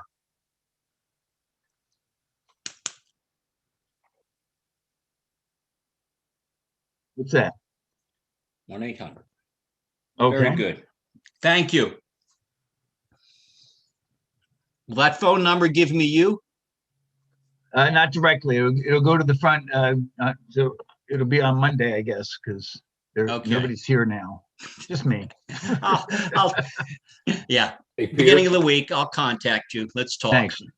Perfect. Peter? Thanks. Yes. Yeah, my name's Mike Dupay, and I'm the bereavement director at Hospice Care here in Charleston. And I served 4 years in the Air Force, and we do a lot of grief work here too. So we can be a resource for veterans in grief here at Hospice Care. I can let you know what my contact number is and such as well. That would be great. Thank you. It does seem like the veterans seem to cling to, or it's probably not the best word, but they certainly do seem to gravitate towards non-VA supported services. And again, it's not to say, the VA had some issues in the past. I think they've worked through a lot of that, but it doesn't mean that they're that people are going to be jumping towards that. We have a restaurant right here who closed down because of the health department. Health department deemed that they were okay to reopen. I haven't been there. Yeah, we could even do a specialized population just with veterans in grief. Right. And we're willing, if we get enough participants or enough interest, we'd be glad to do that here at Hospice Care. Hospice is a wonderful program too, by the way. I mean, fantastic. Thank you. Yeah, it's Pete, yes. this is Karen Yost. How are you? Oh, Karen, I'm doing great. How are you? I'm doing great. Several years ago, Prestera Center implemented a program called Buddy to Buddy through the Army National Guard. It is a peer support program designed specifically for those in the military and veterans. It came actually from another state, from Michigan, where it was implemented statewide, and it's in several National Guard in several armories, and uses veterans to support other veterans. And a key component of Buddy to Buddy, it's a tiered program, but the first tier is really doing a lot of work with all of the service members in that armory, in that group, to tell them that it's okay to ask for help and train them to help each other, to kind of get rid of that stigma of nobody needs help, don't tell, And the second tier of that is using veteran volunteers and train them a little bit more in depth on motivational interviewing, some of those, and then embedding those into the armories, so that they're there on weekends and they can help if somebody wants to talk to somebody else who's also a veteran. And it's a really, really nice program. It gets some funding from the Bureau for Behavioral Health. But it is really special when you see it in action and how veterans help veterans. And so hopefully the hope for the center is to be able to expand that. But it is a suicide prevention because of from the assessments that were done in the Guard with the number of suicides or attempted suicides there were. So it's a pretty nice program, but it is veterans helping veterans. Absolutely. That's fantastic. And again, as clinicians, we ask, I think, whether I know we ask at our facility, I don't know if it's, and I'm assuming that it's nationwide, if not statewide. We ask whether or not they are veterans. And so, sometimes people just kind of mark that and that's part of their face sheet. But we kind of look at it a little differently, saying, okay, so they may have different needs than other people. So, sometimes we can look at, especially if regardless of what they're coming in for, if they're coming in for anger, I want to know whether that's, whether they have military background and how long they've had this issue. If they're having depression, where did that come from? And knowing a little bit about their background, not just asking in the evaluation about military, but knowing that ahead of time, so that we can be cognizant of some of their experiences, without fully understanding their experiences, but knowing that they've had experiences that could have led them to here without them drawing that direct line. Because we do know that, depression, anger, anxiety, all of these things are symptoms of PTSD, and so we want to be able to see if we don't want to misdiagnose them, and as pointed out, the veterans to veterans, I find they just seem a little bit more comfortable, even though I haven't been in a war situation. They do feel a little. I feel that they do feel a little bit more at ease talking with me because of that, And I don't think that you have to be in war to understand them. I don't think you have to be a vet to help them, But I think for them in the initial part of it, I think it helps them to know. Just like when, you've heard when in working with addictions, well, if you're not a recovering addict, then you don't know anything, and again, I don't think that you have to be in recovery to help somebody get into recovery. I am in recovery. I got 30 years myself, but I think that it's a way of being able to connect to them at a different level. I'm not schizophrenic, but certainly I've worked with schizophrenic clients, those that suffer from schizophrenia. So, again, I think it helps them to open up as opposed to, having that connection. Right. Posters in local bars and maybe the only places they see. Yeah.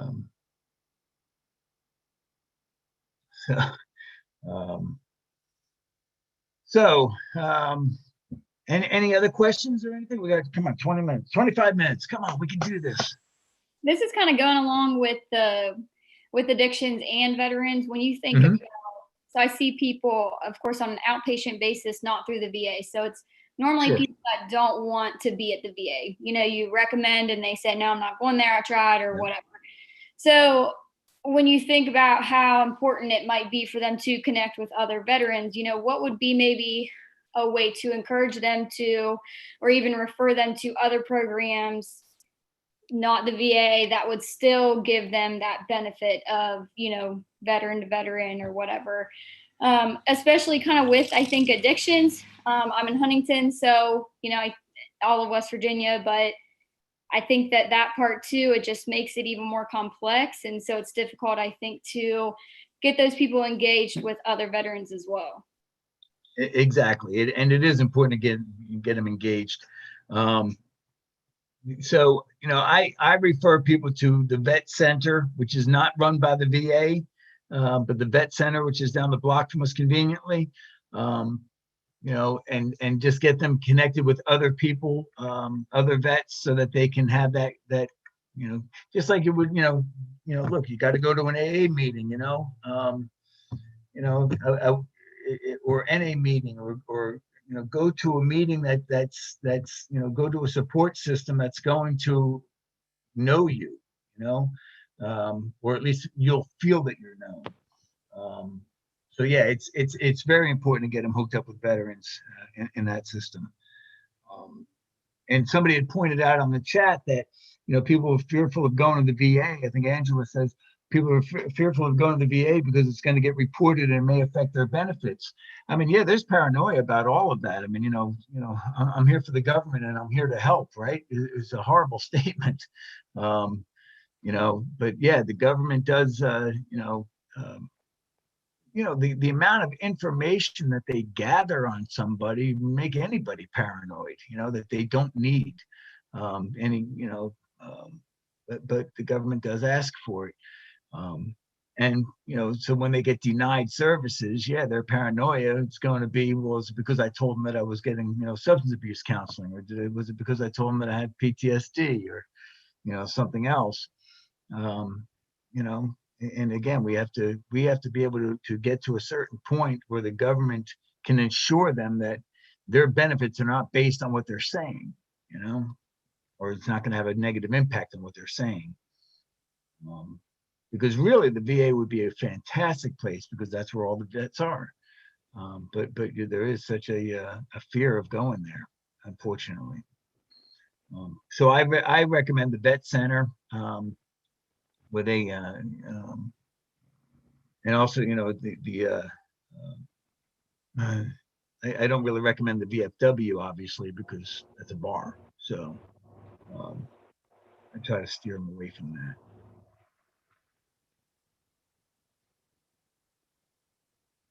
Peter, there was a question I missed earlier. There's been several comments about the content on the veterans issues being very strong this year, and some general questions about how we can get more information, how we can prepare ourselves other than taking, our 2 required hours of continuing ed, how we can better train ourselves to work with this population. Yeah, I think really the best way of working with the population is to talk with people that are vets, to people that have experienced tours in Afghanistan, Iraq, regardless of what level that they were at, whether they were in supply or whether they were in infantry or some tank division or paratroopers or whatever. Just talk with them and just, learn the population just like you would with any other type of population that you're working with. There's a lot of books out there. There's a lot of movies out there. Saving Private Ryan was an old movie, but it really did show war. It did show I wasn't there, so I can't say, yeah, that's exactly what war looked like. But people that I know that were in wars back in the day, they say that's it, So really just educating ourselves educating ourselves on the population and educating ourselves on the experiences and what we don't know about the experiences, because we haven't lived it. I would just like to make some comments, if that's okay. Are they nice? Sure. Go ahead. So I primarily work with trauma. I don't have the opportunity to actually serve a lot of our veterans, unfortunately, because not a lot come in. But I will say some of my best and greatest conversations that I've ever had with veterans have been on the fly. And I had the privilege to talk to a gentleman who was telling me about his experience with D-Day and being there on the beaches. And he was in his 90s, and his whole sort of body just straightened up, and I swear grew at least an inch or two when he was there, and he was telling me about his experiences and things.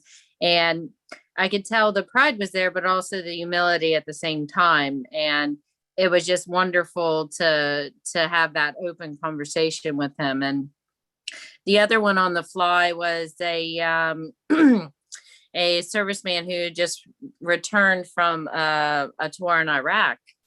And we talked for almost 2 hours straight. And I think in both times, it wasn't in a clinical setting, but in both times I was there. And I guess it was an interesting opportunity because there was nobody else around. And so it was, just the two of us. And so I feel like they were both in both situations very comfortable in speaking to me. I do worry though about in a clinical setting. Even though my grandpa was in World War II, and I had an uncle in Vietnam, an uncle in Korea. I'm not a veteran.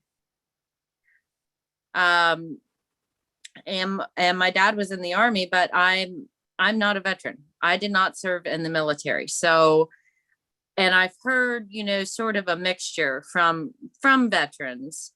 Some are just wanting that help, and then others are really, really hesitant to even go there with somebody who hasn't been in the military. So I just want to say from,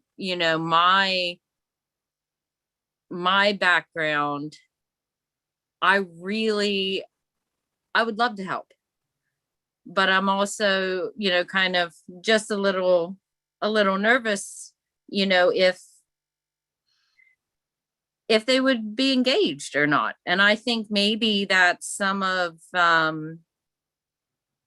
don't want to say some of the drawback and limited resources, but I don't think that some people really advertise or try to even get veterans in because it's like, oh, well, they're not going to talk to you anyway if you're not in the military. So we are here and we're spread out as, little private mental health facilities, but we're not really drawing veterans in. And I think a lot of that has to do with, the hesitation there, because there is that unspoken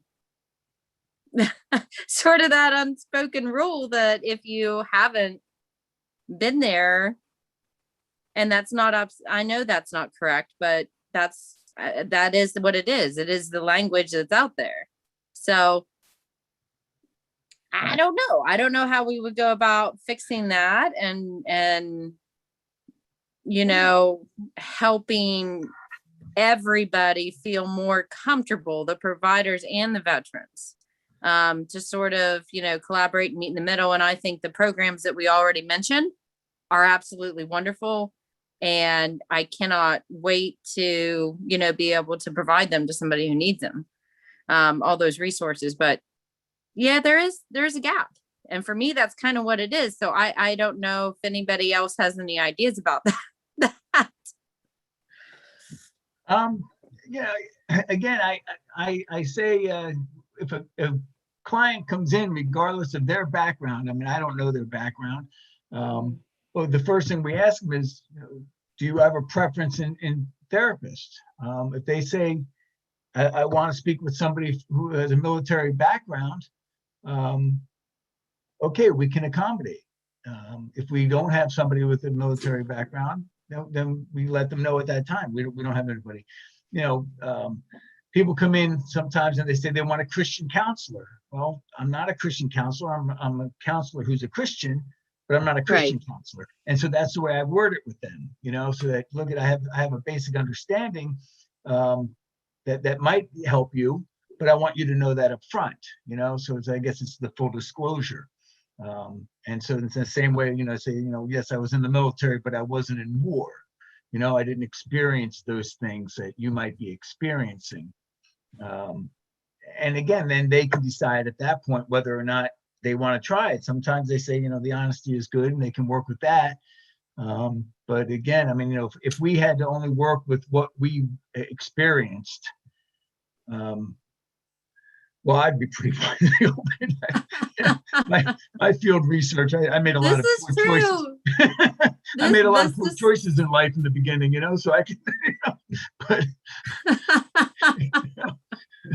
so, but yeah, so I leave it to their comfort level, and not every time, I mean, there's other things where I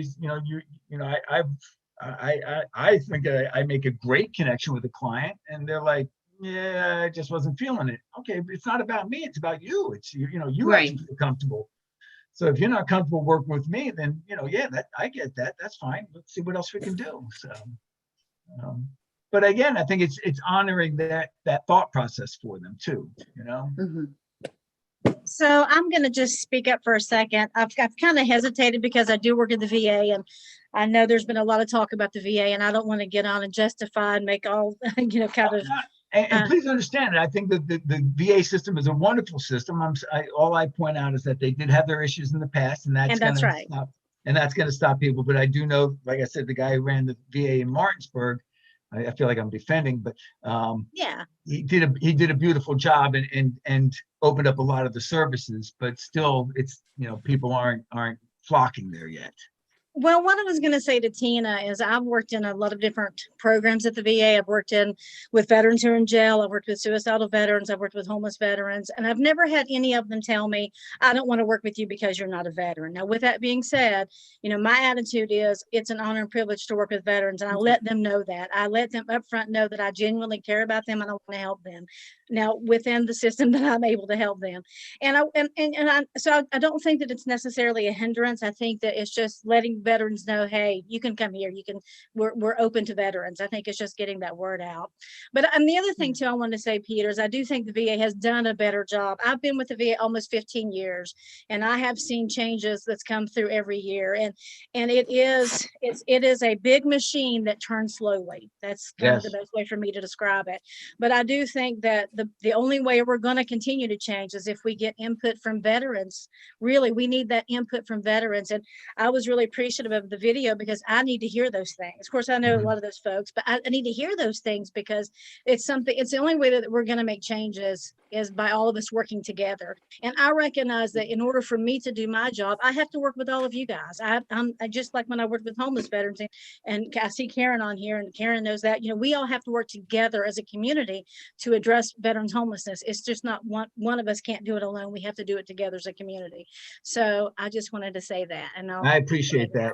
And yet, please understand, no, I'm not, the people at the VA, I wanted to work at the VA for years because I think it's a fantastic facility. And back in the day, the VA really had they had the resources to be able to do some cutting edge stuff.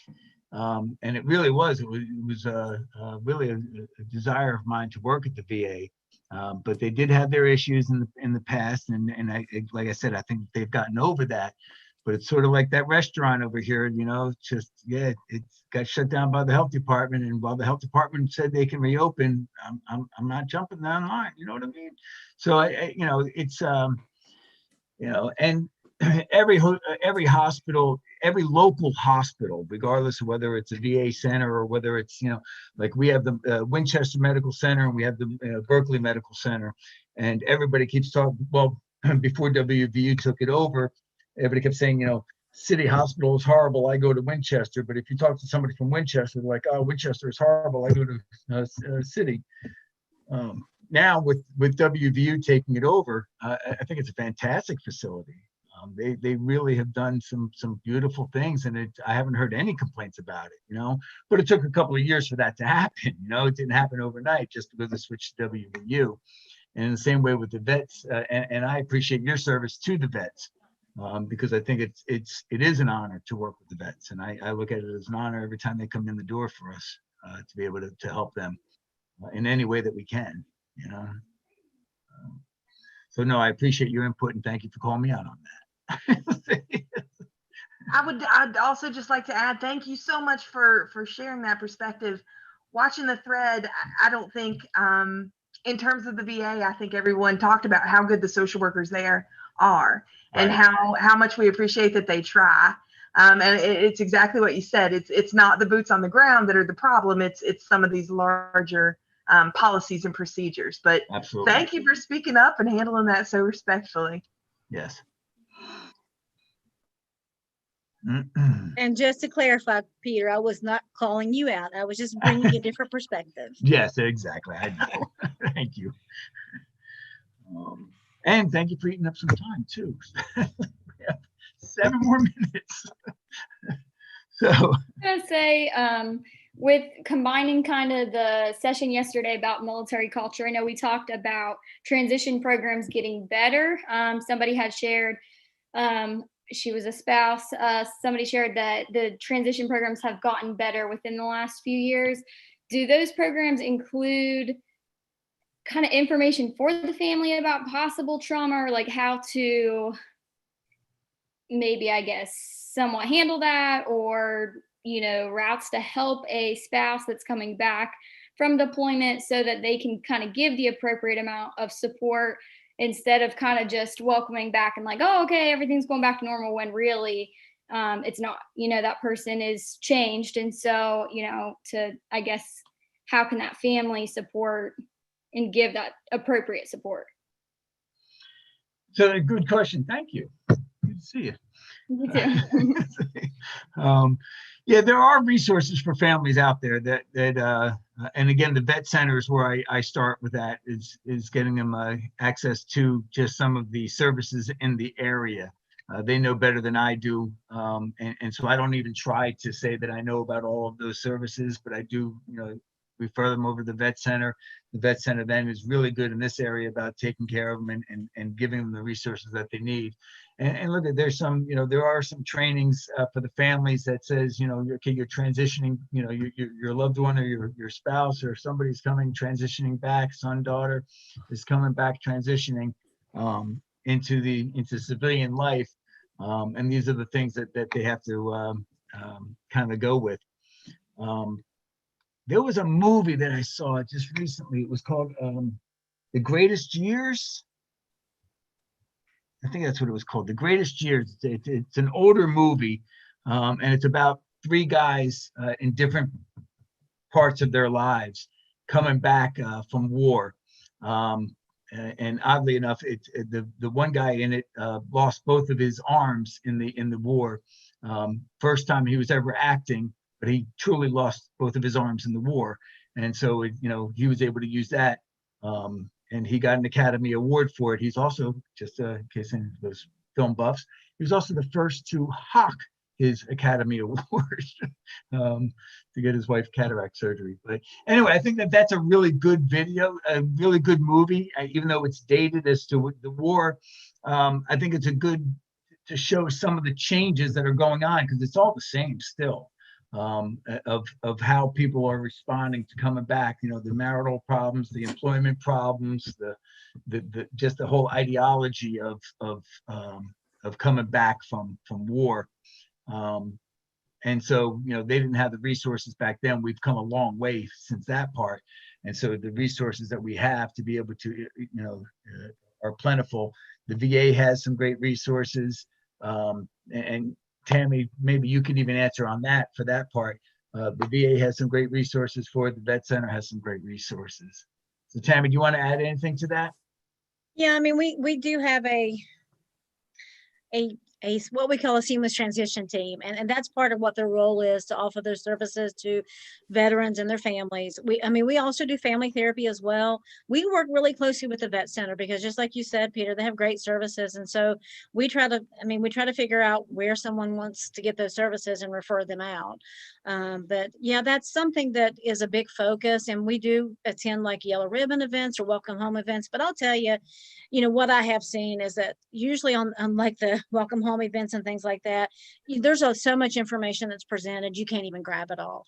And usually what happens is people they'll take the information, but until they get home and they start to have some of those issues with transitioning and maybe marital problems or parenting issues or whatever, that's when the symptoms start to show. Depression, PTSD, that's when they really start to seek help. So, unfortunately, by the time we get them, it's usually they're already in this process and they're already, untreated in terms of their illnesses. So, but I think there's a lot of information that's presented out there, but it just depends on where you are, if you're able to get all that and use it. Does that make sense? Absolutely. And that brought us home. So thank you. So yeah, we're just about out of time. If anybody has the last question, and somebody did point out that the movie that I was talking about is called The Best Years of Our Lives, and really a great, movie for just because I think it's still, regardless of the time frame of it, I think it's still appropriate for what people are coming back for today. Only now we have better resources for them. So I want to thank everybody for their patience and all of that and getting us through. It was a great discussion. I think we were able to give a lot of resources out, and I appreciate it. My contact information is in there. I put it. I thought I had hit send when I think Mike was first asking about it, but apparently I didn't. So I wanted to make one comment. We've talked about a lot of big things, but one small thing that we can all do, and I'd encourage everybody to do or do more of, is when you see a veteran or active duty military member, thank them for their service. I've seen people do that in the comments. And yes, and I always try to do that, whether it's the person I'm seeing in my clinical practice or socially. If I become aware that they're a veteran or in the active military duty, I always thank them and show my appreciation for their service and sacrifice. So I wanted to just throw that out there before we left. Thank you. I appreciate it. Yeah. That is a fantastic note to end on. Folks, this is wonderful. Thanks for showing up. Thanks for being involved. Peter, thank you for leading the discussion. You are free for the night. We hope to see you back here tomorrow.